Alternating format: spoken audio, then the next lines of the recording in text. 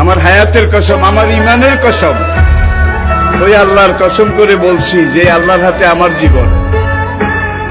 বর্তমান ফিলিস্তিনের যুদ্ধ শেষ হবে, ইমাম মাহাদি এসে যাবে।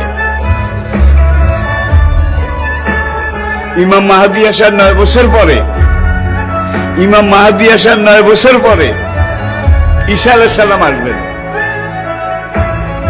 আর ইমাম মাহাদি আসার পরে 9 বছর, এটার মধ্যে দাজ্জাল তার আবির্ভাব ঘটবে।